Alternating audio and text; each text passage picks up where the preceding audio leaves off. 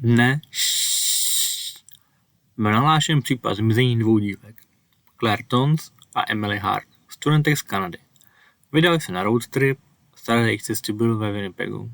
Plánovali cestu přes severní Dakotu do národního parku Yellowstone. Chtěli procestovat severní Dakotu, Montanu, Wyoming. Na osudě spatřeny svědky u města Balta. Vyšetřováním bylo zjištěno, že projeli místní čerpací stanicí. Na místě byl záznam kamerového systému. To sotva. Kamera míří na vozidlo, v rohu je částečně vidět vchod. Záznam je ovšem tak mizerný, že když nezrní, tak pro změnu po něm běhají bílé pruhy. Majitel po zajištění pásky řešil, kdy mu bude navrácena.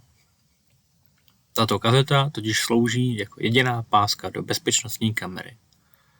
Proto ji neustále dokola přehrává. Protože tam zůstal záznam dívek, je téměř zázrak. Je vidět jedna z dívek, Emily Hart, 22 let, při nastupování do vozu. Náhle se otočí směrem k bílému vozidlu.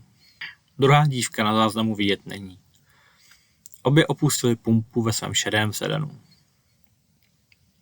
Jediné, co se podařilo zjistit, že dorazili až k našemu městu.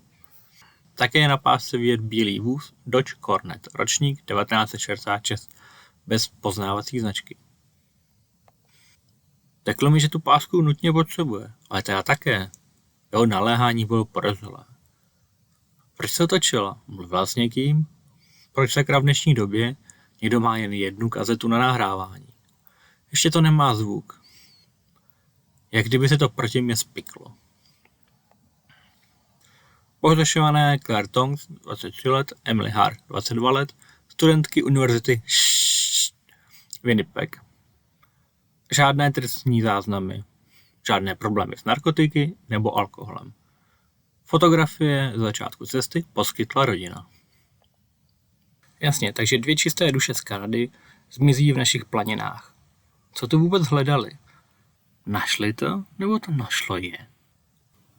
Čas prověřit to auto, protože teď zrovna se nemám čeho chytit. Ten Dodge zná každý v okolí 50 km. Patří Olsonovi s rodině. Nebo možná klanu. To je asi trefnější. Jsou trochu zvláštní, trochu svý.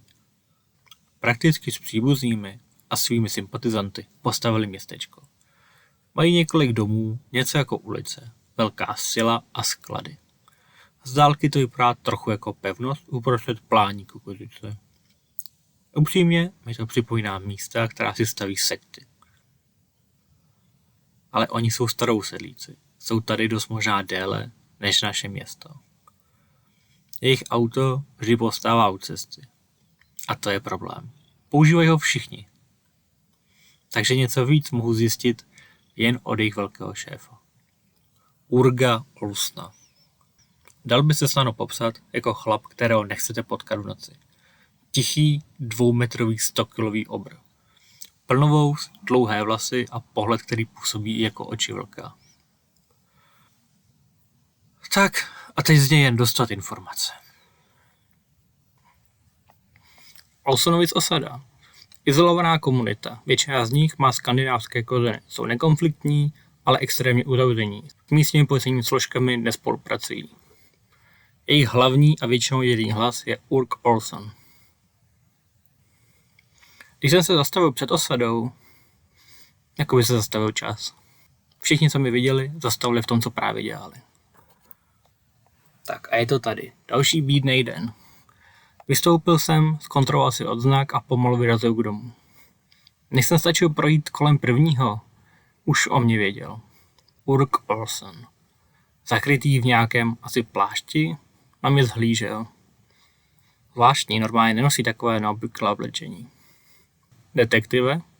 Jedno slovo, to je začátek. Ty z ní ještě dostat větu. Pokynul mi a začal odcházet. Proč se nejít projít, že? Děti nás koukali jak opice.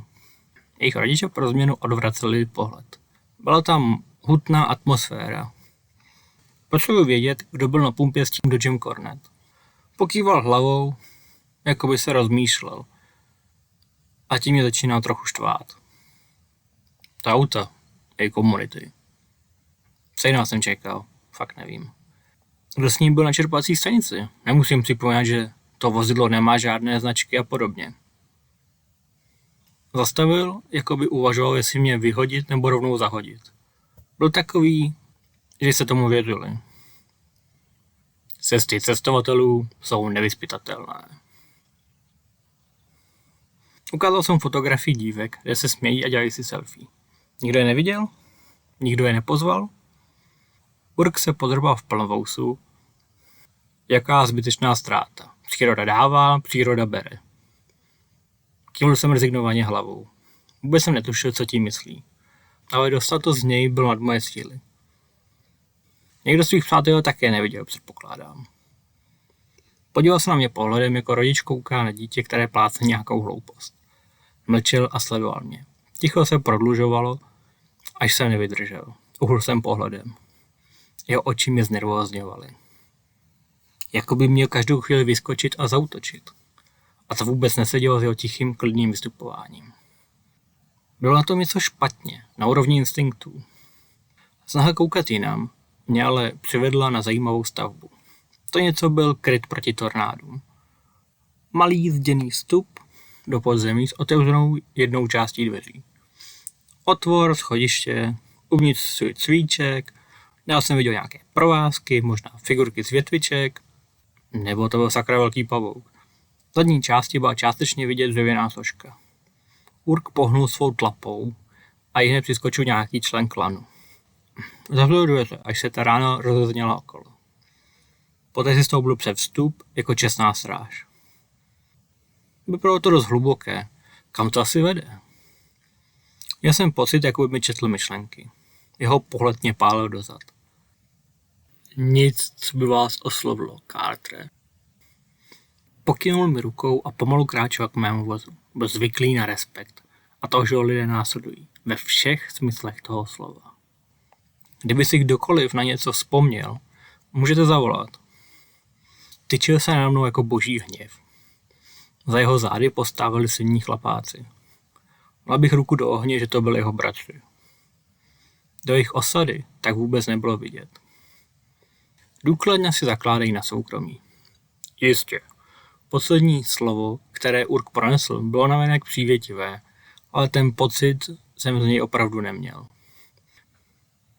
Ještě když jsem odjížděl, cítil jsem, že mi jeho pohled pálí na zádech. A tak nezbylo, než si dát další kafe a ponořit se do archivu. K místním legendám. Příšera v Kukořici, páchorka, která se říká v každém kukuřičném městě. No, zoufalý se stébla chytá. Možné spojené případy zmizení. 1967. Muž z Bowmanu. Jméno neznámé. Vsadil se, že odejde do Kukuřice a dokáže, že tam není nic děsivé nebo nadpřirozené. Od toho incidentu pohřešován. Při zmizení měl být posilněn alkoholem. Podle svědků si šlapal na jazyk a chvílemi se kymácel. 1987. Zmizení mladé ženy. Její tělo bylo nalezeno až během sklizně ve značném stádiu rozkladu. Označena za Jane Doe. 2007. Zmizení studentek Claire Tons a Emily Hart. Současný případ. Jediné spojený případů je, že se odehrály v okolí kukuřičných polí. Tohle prostě nedává zatracený smysl. Jak to, že zmizely na rovné silnici bez stopy? Nikdo je neviděl, tolik lidí tudy zase neprojíždí, aby je někdo přehlédl. Projel jsem tu trasu snad 10krát a víte co? Není sakra ničím zajímavá. Není tam žádná odbočka z cesty, která by vypadala, že někam může vést. Chtěli fotit přírodu, ale tam není nic k focení. Rozhodně ne na víc než 2 snímky, jen lány a lány kukuřice. Jediné, o čem místní lidé mluví, je, že je to podobné těm legendám, že se v poli něco děje. Sezóna byla špatná a teď se něco děje. Po každé špatné úrodě někdo přijde s tou báchorkou, že v poli něco děje. Něco tam je. Nová stopa zajištěna. Po upozornění řidiče Jack Smith na parkovišti čerpací stanice byla nalezena fotografie. dívek v kukuřičném poli. Podle oblečení je možné identifikovat, že jde o naše zmizelé. Na hlavě mají jutové pytle a jsou přivázány pravděpodobně ke kříži. Zase jsem projížděl mezi poli. Když najednou mi volají, že mají stopu. Na té pumpě se našla fotka. Někomu vypadla, nebo ji tam položil, či co. Je hrozná, ty holky jsou svázané, špinavé, připoutané ke kříži, pokryté asi krví a bahnem. Fotku osvětlil jen blesk fotoaparátu. Všude kolem je kukuřice, zase ta kukuřice. Mám pocit, že pořád jezdím kolem kukuřice. Pořád se prodírám kukuřicí, kráčím bahnem a vypadám čím dál tím hůř. Ještě je zpátky k případu. Je možnost, že je to nějaký pošahaný rituál, takže sekta? Ne. Na sektu je jeden případ dost málo. Nebo fanatici. To by bylo ještě horší. Neměl bych spojení s ničím. Jak někoho takového najdu. Čas na další kafe. Ať se můžu soustředit. Zase jsem si vzpomenul na ty vlčí oči, co mě sledují. Do té osady snad nebudu muset jít. Ta nejhorší varianta? Sériový vrah na lovu. V blízkém okolí nemáme žádné podobné případy. Vím to, obvolává se mi několik hodin. Nebo vražda ze vzteku? Ne, to by nestavili ty kříže. Nemáme nic. Jednu kazetu, která je k ničemu. 2 fotky, z kterých jsem vytěžil maximum. Není se čeho chytit. Možná znovu promluvím s Urgem. Už při té myšlence jsem se otřásl. Taky tedy náš rozhovor byl nejdelší mimo jeho komunitu za poslední roky. Dnes projedu trasu od jejich osady. A poté zase tu rovnou silnici. Nemůžu už ani spát.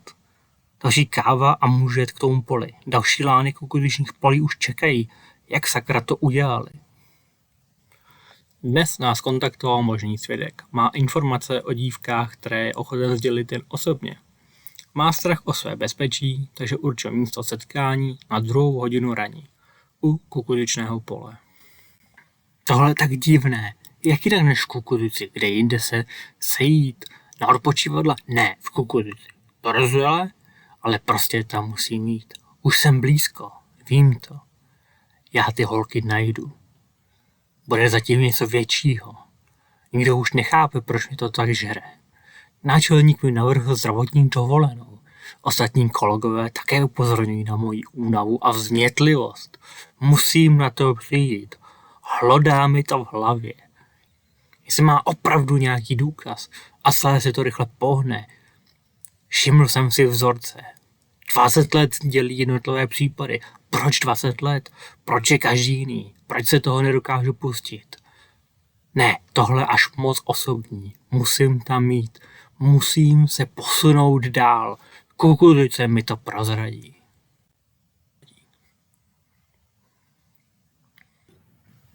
Uživatel Carter PD17 nahrál nový příspěvek. Byla to jediná fotografie. Carter vystupující ze svého auta. Do očí mu dází světla reflektorů. Je oslepen. Fotograf to zachytil tak, že to vypadá, jako by to bylo vyfoceno v naprosté prázdnotě.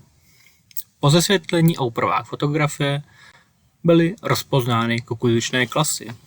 Také je možné vidět stín muže, pravděpodobně stojícího před reflektory. Carter se krčí ve snaze zjistit, co se děje. Metadata odhalila jen čas, 2 hodina raní. Shoduje se to s časem setkání detektiva Cartera s informátorem. Ostatní metadata někdo smazal.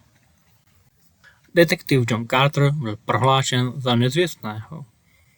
Jeho poznámky se zveřejnily 14 dní po jeho zmizení. Použil program pro odložení data příspěvků. Vozidlo detektiva bylo nalezeno ve škarpě, převrácené částečně do kukuřičného pole.